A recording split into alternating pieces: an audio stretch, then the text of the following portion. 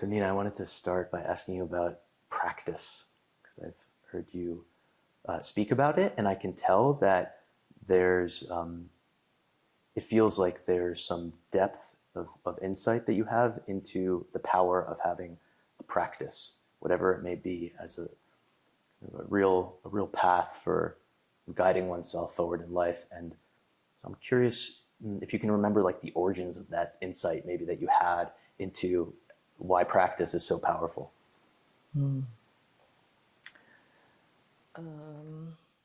would say that while I was born into a culture that includes practice in their daily lives at every moment almost, it's so much a texture of the community that I didn't recognize it specifically as a way into one's own individual heart.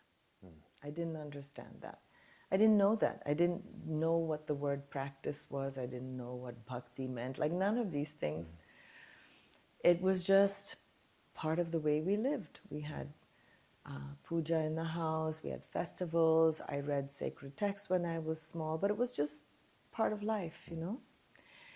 And we went through all the things that everybody goes through, growing up, going to school, making friends, having romance, breaking up, all the things, and all the emotional states that come with that, without understanding that a way in which to stabilize oneself, to find a centeredness sort of in one's emotional state could happen if you had a practice for yourself. I didn't understand that, and it was never taught to me like that. So it was really only as an adult when I moved to New York and I started going to yoga classes. I used to go to the gym, you know, that was my practice.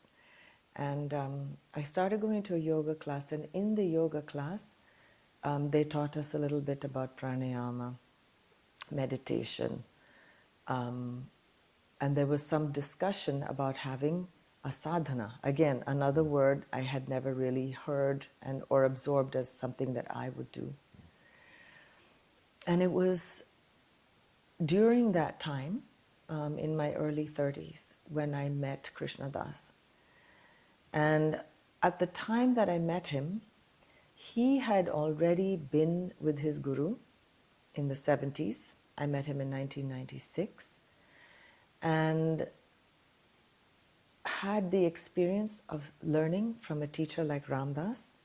And Ram Dass had had the experience of being in India with Maharaji and studying yoga and various sacred practices himself. And you can see that if you read like Be Here Now or something like that, right? So I knew nothing of this until I met Krishna Das. And it was that, him talking about emotional states, but recognizing that there's a place that he called unconditional love. Again, another thing that I had never thought of. Like, what is that? Every love that, emotion that we might have comes from a transactional place on some level. We love our children, but there's a lot of give and take in that situation, like with everything. And that's normal, that's completely fine. But the idea that our true nature is a state of being that possesses the qualities of boundless love, a state of peacefulness and acceptance of everything, where everything is perfect. I mean, can we honestly say that everything is perfect? No. A place where there's true equanimity, no matter what happens. And that place welcomes us. How do we get there? And it was only through chanting with him, with Krishna Das, that I understood what happened when I chanted as a child with my grandfather. Because I did. He would sing sacred bhajans and kirtan in his house. And as a child, for a couple of years, I did have that time with him, for short periods of time. And I have a memory of experiencing that way of turning inward when you're chanting sacred names or sacred phrases. I didn't know what it was. We were just doing it. And my memory of how I felt, in hindsight, I recognized that it was the practice that was doing that. And so, as an adult, when you've gone through all your ups and downs in your life and you're trying to, well, not all, you're starting to, and you're trying to figure out the best way to live with that. And then along come the teachings in this way. I thought that I needed to find a guru, because that was how Krishnadas was saved, by his guru, so I had to find one too. But when I met him, by that time Maharaji had left the body already 23 years before that. So what to do? And I thought, well, I'll just go to India and do what many people do, which is go on yatra, go to sacred places. And one of the places was to go to Maharaji's ashram. Because I've thought, if at least I go and I'm in this place where they had such heart-opening experiences, maybe some of it would rub off on me. Or at least it would fulfill some longing that I had, you know? But what happened when I went there is that I met Siddhi Ma, who had taken care of Maharaji for 40 years when he was in the body. And behind the scenes, most of the time, she was like the mother for the whole community. And those who missed Maharaji, had terrible grief around his leaving the body and feeling a sense of loss. She kept their love for him alive by her love for him. And the practice in the temple was not any kind of serious meditation or anything like that. It was sitting around and talking about Maharaji and life. And anything you wanted to talk about. So if you went to sit with her, she'd say, so what's happening? How, you know, if you're going meeting her for the first time, she would ask you about her, about yourself. Many times people went with questions, and then she would answer them. And as I got to know her more and more, and I was also translating for her, because I used to travel there with, Americans mostly. Every answer that she gave for most people's question, like whether somebody was ill or somebody needed some extra help getting a job, like how, give me your blessings for a job. Every answer for all of these questions had to do with going and praying. And for her, and what she told us is praying was practice. And that not only when you needed something would you practice all the time. And it was, she said it over and over again. It wasn't like you had to take on some very complicated ritual or anything like that. It was very much a matter of finding, usually it was chanting in our case with our group of people. I don't know what she told others, but because we all loved to chant, we came because of Krishnadas, she knew. And chanting is a big part of Maharaji's ashram, like there's prayers going on in the, just like any Indian temple, in the morning and the evenings. But even if we wanted to find a moment to ourselves to sit still for a minute, it involved using a prayer practice.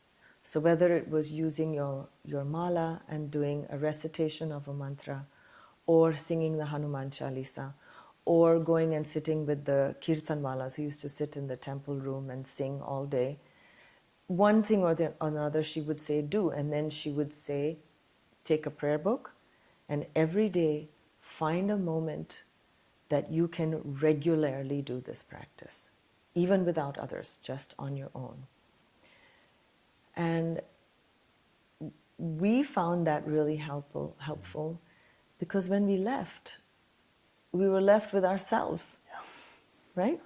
So you got to figure out what you're going to do. So where are you going to go? Where is that sacred place? It's here. It's inside of us, but you can only reach it when you've cleared the way. And the clearing of that way is with practice. That was made crystal clear to me, is that you can think about doing it. You can think about how I want to feel happy. You can think about how I want to find the solutions in my life. But clear thinking doesn't just arise by wanting it. It can, maybe for some people, certainly not for us. So practice over time, I've understood, is that first of all, we become so much more aware of our own kleshas, our own obscurations that stop us from being happy. You become very aware of what they are. And of course, see your therapist, read books, like do all the things, talk to people. But to meditate actually on yourself, arrive into your own being in that way. It takes a certain kind of force that practice will give you. And it helps you let go of what you think you should be feeling, and you let what actually is there arise so you can see it. Once that happens, then you can try to figure out how to deal with it. Or you can see how you've dealt with it and how it hasn't been useful. Yeah. It seems that honesty is key here. Like the courage to be honest with yourself about what's actually happening. Yeah. Maharaji said, tell the truth. Yeah. He told Ramdas that. Right. Love everyone and tell the truth. Yeah. And she didn't mean, tell you the truth. She meant like, tell yourself. I mean, everybody. It's a practice. Yeah. Telling the truth also with everyone in the world will help you recognize your own truth, whatever that is. Yeah. It seems that the first step is usually the hardest, right? Like, I don't know. Every day seems to be an effort. But because when you practice, you're actually developing a muscle, it does become easier to fall into that place where you can do your practice, Yeah. The first step is hard, for sure. Yeah. Sometimes it's so exciting, you start practicing with so much gusto, and then you're like, oh my God, right, I'm getting bored already. That's a good point. Yeah. Right? You get bored already. Well, that's when you have to stick with it. Yeah. No matter what. Yeah. It seems that like time is a very important factor here, right? What do you mean? Like time is passing a certain amount of time, and ultimately, how do I want to be spending it, right? Like being honest with myself about that. So the practice to me is the pathway for spending my time how I actually want to be, right? It's, ultimately, it needs to be a remembering. I feel like no matter what the form of the practice, it's a remembering. It's noticing yourself, moving away from whatever that place is, and okay, I'm aware that I'm away, and now I'm going to choose to come back, and that's right. Isn't that what's happening? Just this movement away and then returning. Yeah, but that happens every second of the day. Right. So it's not only while you're doing the practice. The point of the practice is for everything else that you do in the day to be more enlightened, cause less harm. That's why I ultimately feel that whatever the practice is, it might be wise to have it be something that I can do no matter what other activity I'm doing. Sure, but you're a young father, so you know what it's like.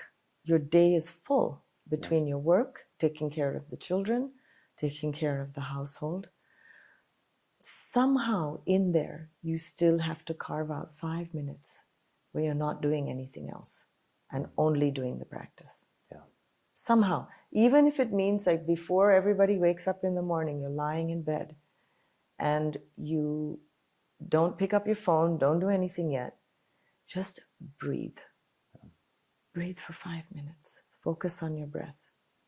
And recognize when you start thinking and say, all right, I'm going to come back to my breath. Whatever that is. Yeah. Take that time, because that is the well you have to start digging. And Ma said, she said, better to dig one well slowly in one place so that it gets deeper than many small wells around the place. You're going to reach the water and the constant flow of water with a deeper well. But she also told me, because when I met her, I had my child, after a few years of knowing her. And, she was a mother herself, also grandmother. And so whatever activity in the day you're engaged in, you can bring your practice into it, the doing of the practice. But ultimately, the doing of the practice will affect the way in which you do everything in the day. Right. Okay? And that is very difficult to evaluate. You will just see the changes as they happen. But you have to guide yourself. So, for example, if you would like to bring practice more into your life on a moment-to-moment basis, you can,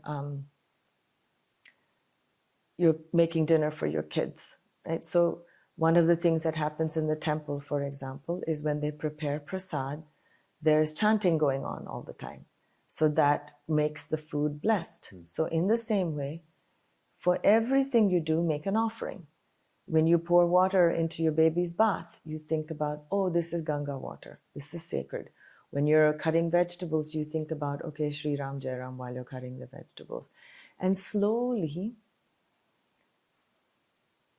it becomes self-invocational inside of you, so that when you're about to go to sleep and you train yourself to do your mantra before you sleep, naturally, before you close your eyes, turn off the iPad and all the things, and just take 2 seconds to just say, okay, what is the last thing that I want to do before I fall asleep? Chant your mantra. What's the first thing I want to do? And I'm not even saying it out loud. It's just the thinking of it. Just move your lips or think about the mantra. And after a while, all of it becomes woven into everything else you do. Why? Because then it also changes the way in which you do everything. Maybe you have a little more buffer to reactive behavior. Maybe you give someone else a chance to be who they are more than you would if you didn't do your practice. You start to create like a field of awareness around you. I'm not saying it even works every time, but you develop the ability to deal with things a little better. That's been my experience. Yeah. Not perfect by any means, but a little better. Yeah. I'm considering if allegiance is a factor here in what you're talking about. Like where's my allegiance, right? Because there's so many different things that can take my attention, my focus throughout the day, especially in the time we're living in now. So that's a question for myself, right? How important is my practice to me? Like I can have my practice, or it can be like literally the most important thing in my life. And I wonder what is possible if that is the case, right? Like if I think that's what you're speaking about tends to happen when I really dive more deeply into my practice. Then, and in those moments when I've gotten caught in whatever else it is, there's more of that signal of remembering. Remembering what? To come back. To what? What the practice is. What's the practice? Well, for each person, it's a little different. It's unique, but it could probably, broadly speaking, it's, the present moment. It's a place of acceptance. Okay. As far as I'm concerned, the only reason why anybody should do practice is to be the wisest, most compassionate person they can be. Period. What else are you doing practice for? Or service. To whom? Yourself and everything. Right. What's the best way you can serve someone? Be good to them. Whatever they're coming at you with, if we can, each one of us, understand that every other being is suffering, and what we may experience as suffering is not necessarily something that's directed at us. It's our own suffering. Each person has their own suffering in that way. How can we help? First of all, we need to understand that. Secondly, if our And this is the beautiful part of Tibetan Buddhism in particular for practice. Before you even do your practice, because practice becomes rote after a while, right? It's very mechanical, and sometimes you can be thinking of something else altogether while you're doing your practice.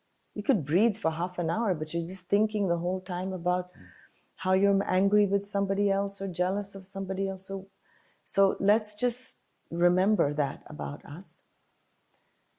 Let's start with the fact that the only chance we have of being better human beings is to do some kind of practice to open up that compassionate space inside of us.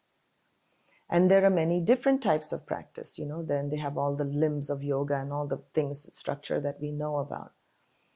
But if we can learn, understand inside of us that everyone is suffering, including us, and if our actions in our day can help alleviate the suffering of ourselves and other people,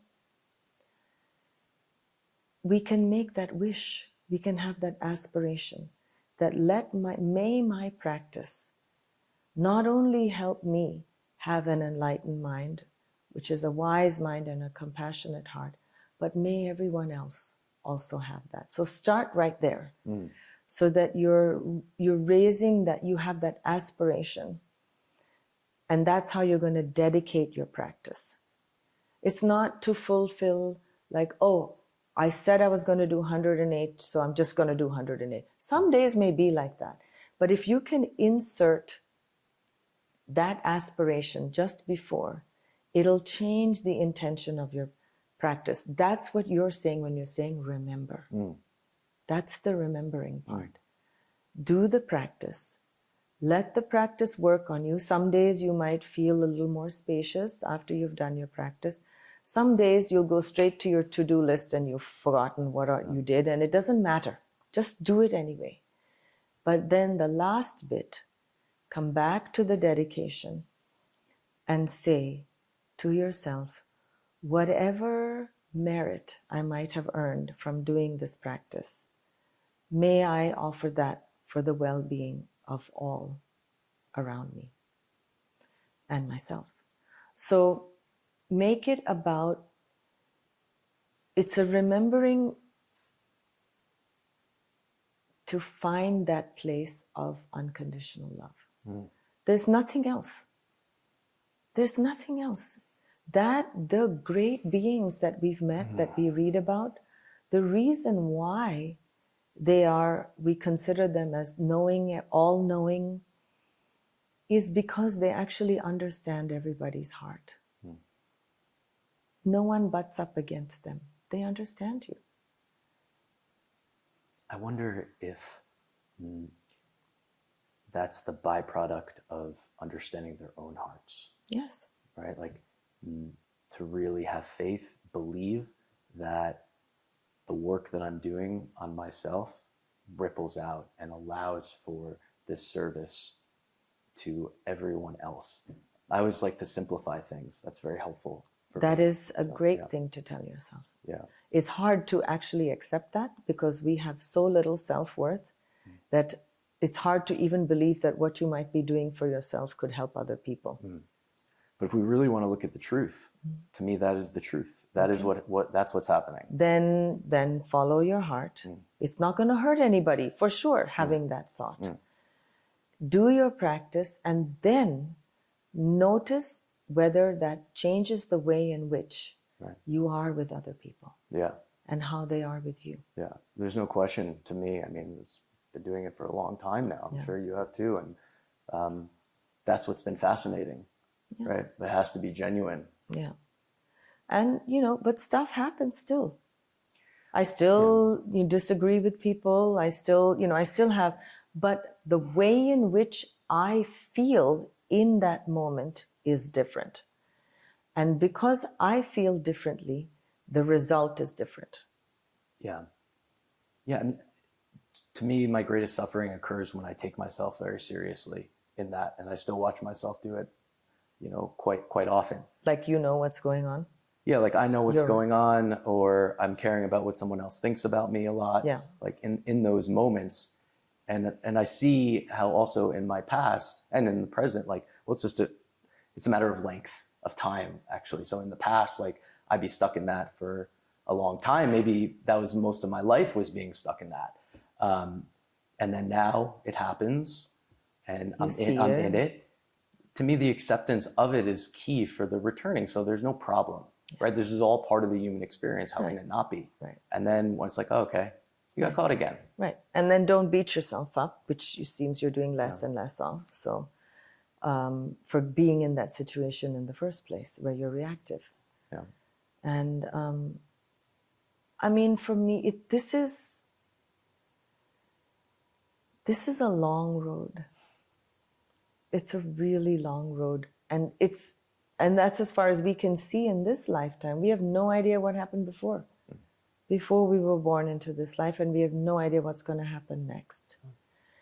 But they say all these great beings, whatever sacred path you might follow, they all go to the same place. They all say that we're all connected and we're all one.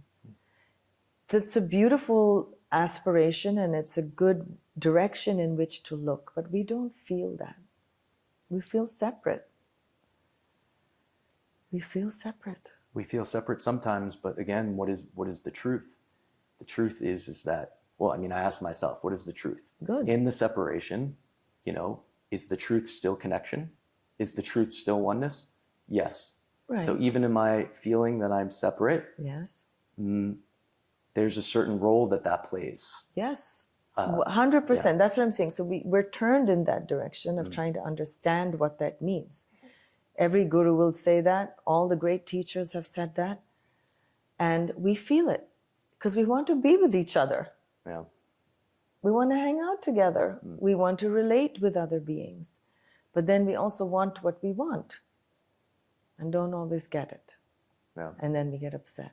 Well, that's back to the prayer aspect, and even praying when maybe you're not in a time of need or crisis or any of that, just praying all the time. One of the things I love that I've heard is that, the highest prayer is that I don't know what's best for me, you do, and trusting in that. And you start to develop the confidence in the practice, because that starts to reveal itself. That each thing that's presented to you in your life is a way for you to evolve yourself by the way in which you deal with it. Right. University. It's happening for us. Yeah, you're right. Exactly. Yeah. So that's where it was only in that starting practicing the practice of chant and hearing those words from Ma, which she said over and over again. Practice was very important. And it helped to drop away, whatever obstacles might be on our way of understanding ourselves and everyone, and connecting on a soul level with people. And so that's what I've been doing. Also because I felt the results of it. If I didn't, then why would you do it? I was going to ask you that. Like, do you ever reflect back on, your past self and just kind of acknowledge how things are different than the way they used to be? I do. When our circumstances arrive, most of the time, it's very difficult to evaluate, after it's, I've been doing this for almost 30 years. So I can't say, but the only thing I do know is that I feel less distraught more of the time. Or there are more times when I feel I'm not as,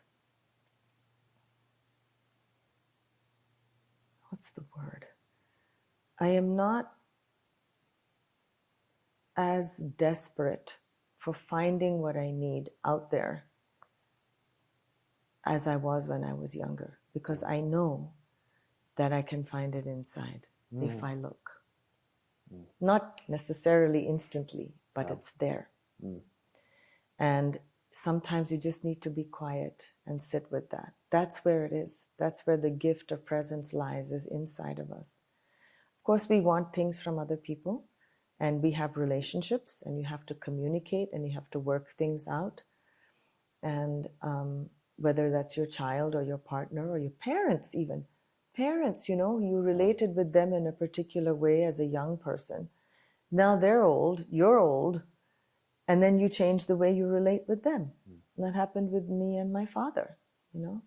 I wish he'd lived longer, that I could have, you know, changed the way I was with him, but we had a very kind of explosive relationship a lot of the time.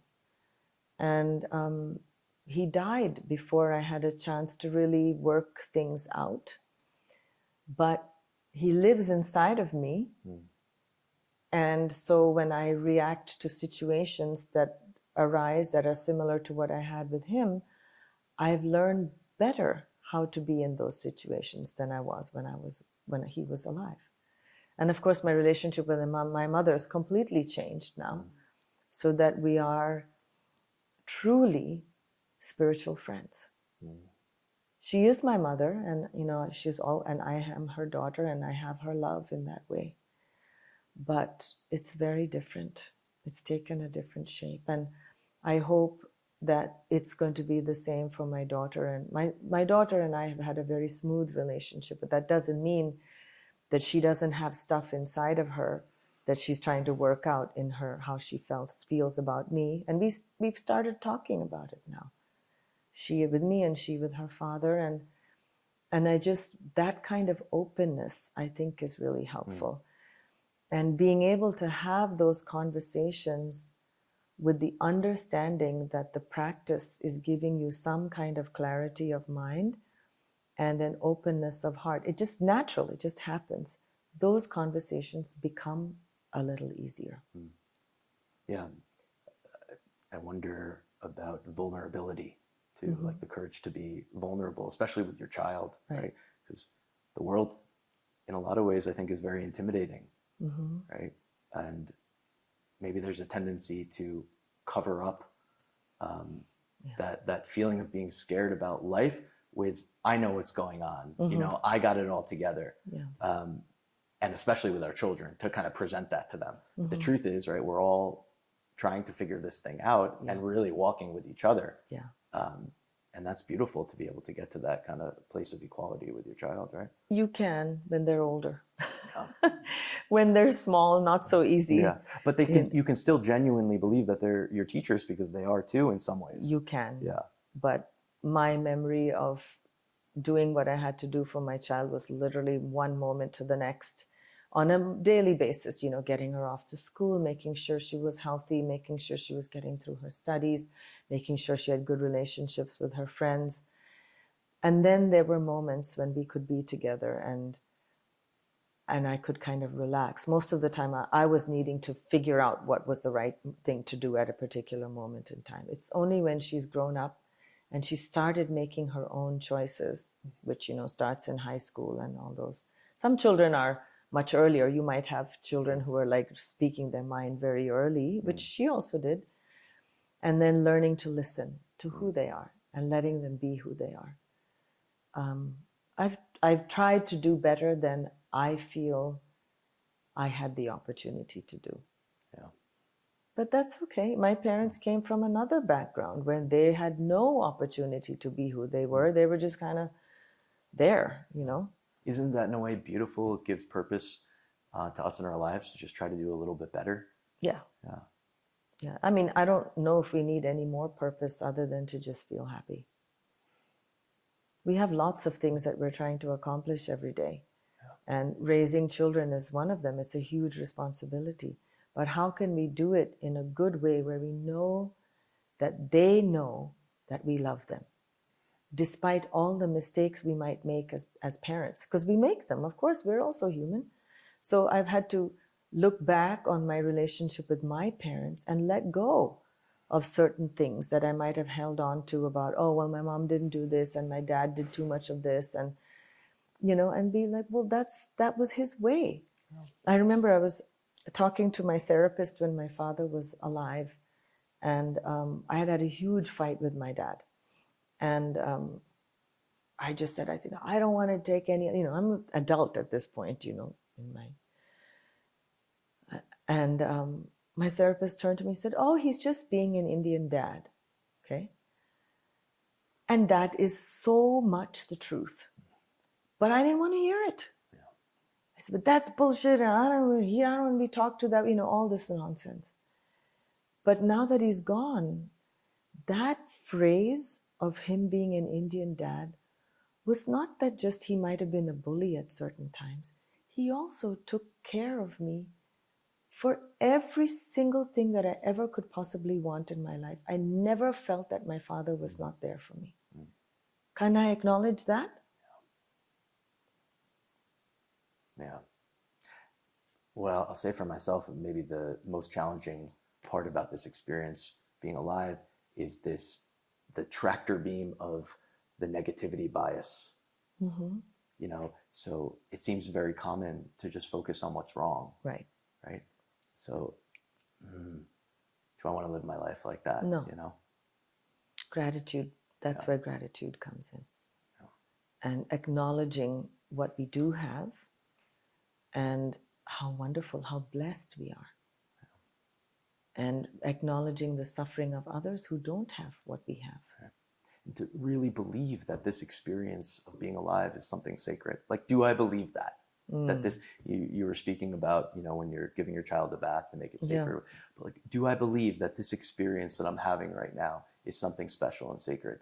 Well, you can train yourself to believe that. That's where the remembering comes in. But it's much easier to train myself if I believe that it's true. It's that's kind of which is the cart comes first or the horse comes first. But this is where I believe that simple things like saying grace before meals, which is part of this culture that we live in. In India, there's so many more things. When you wake up in the morning, there are actually prayers that you say before you put your feet on the ground. The first thing is you thank Mother Earth for that. And then you move on through the day, in whatever. So, and it was only when I heard the Tibetan teachings where they say the precious human life. And I never thought of that way, because we're not looking outside of our own thoughts patterns, we're not really looking at our interconnectedness with all beings. Most of the time we're not. So slowly, as you start doing everything in your life, from the smallest to, the global level things, if you start recognizing your interconnectedness by simply talking to a person, looking them in the eye, feeling what they're feeling. Start there. Offering gratitude for the food that you receive. Simple, just so simple. Look out at the sky. Look out there and see these hills and trees and the birds, and we can't live without any of this. Yeah. Back to the practice for a second, because I think this is a practice in a way. It is. A gratitude practice, right? And I've heard you speak about this before. The discovery process, I think, is key, right? Because many of us were told these things a lot, right? How precious life is, right? And especially as a child, like whatever you're told, you want to resist, right? Yes. And so, I remember speaking to someone. Gratitude has been my most sacred practice for some time. And I remember years ago, I was speaking to someone else who actually I really respected a lot. And she said, "I don't like the word gratitude." Really? She didn't like. So I just realized, like, for some people, they just, the discovery process is essential. That to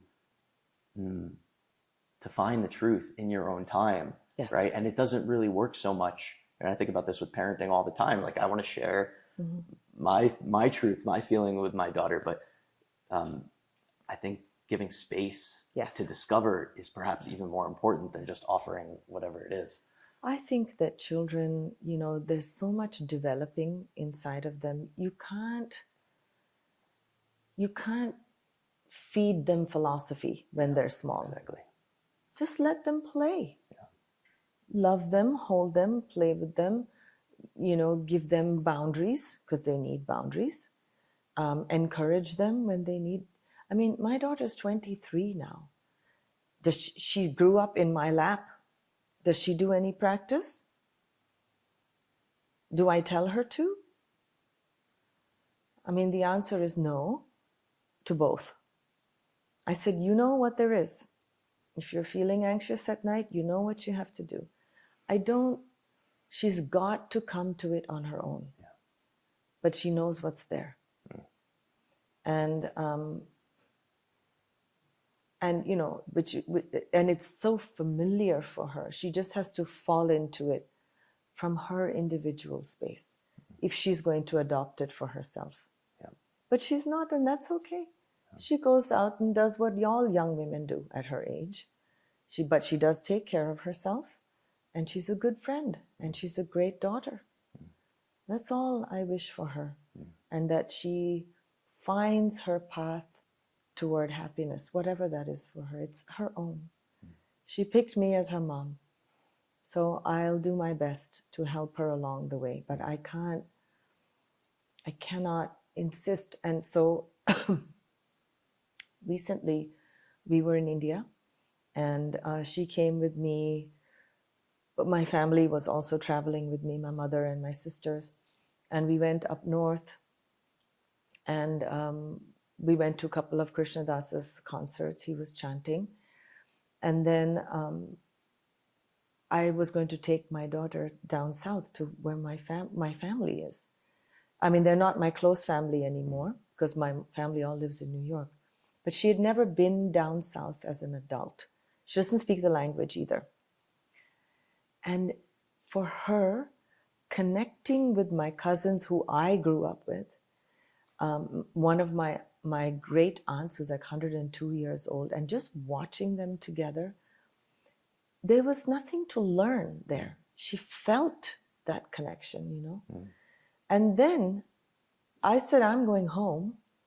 And she said, Mama, I want to go and stay in Amma's ashram by myself for a week or 2 weeks or something like that. And I said, okay. And she went. I didn't say, you know, you need to go do all your practices. She just did what she did.